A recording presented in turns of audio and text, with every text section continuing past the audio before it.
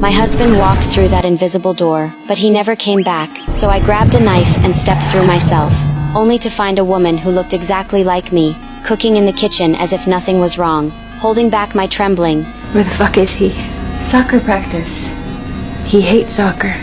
No, he doesn't. God damn, why the fuck do you keep coming through the door? My heart sank, because I knew my husband could never play. She grew impatient, saying she had seen countless versions of me looking for their husbands, that this world didn't belong to me, but how could I accept a life without him? Darkness clouded my mind as I drove the knife into her.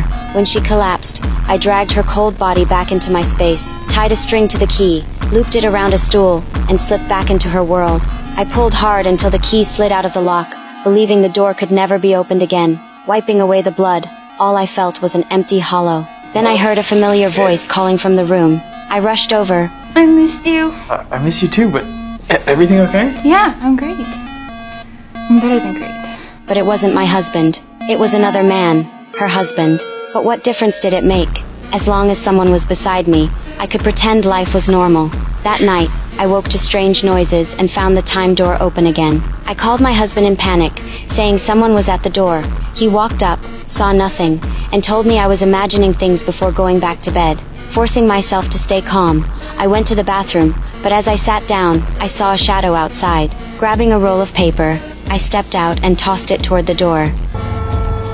Nothing happened, and I sighed in relief, though the fear wouldn't leave me. But when I returned to the bedroom, my heart shattered. My husband was dead, and beside him stood a stranger, the third man. My mind went blank, and I could only run. In the hallway, the time door opened again, and another woman who looked exactly like me stepped out, holding a knife, her eyes cold and cruel. The blade pierced into me, and I collapsed, powerless, watching her step over my body and embrace the third man with love. I felt erased, abandoned by fate itself. Still, I gritted my teeth, dragged my broken body to the door, yanked out the key. I threw the key into the sewer, as if cutting everything off for good.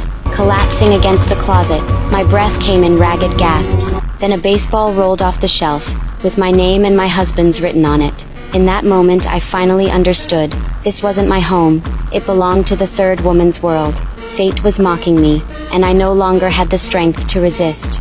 The original husband loved tennis, the second man was obsessed with soccer, and the third world left only traces of baseball, and that door tied all of our fates together. Maybe the tragedy was already sealed, the moment I first pulled out the key.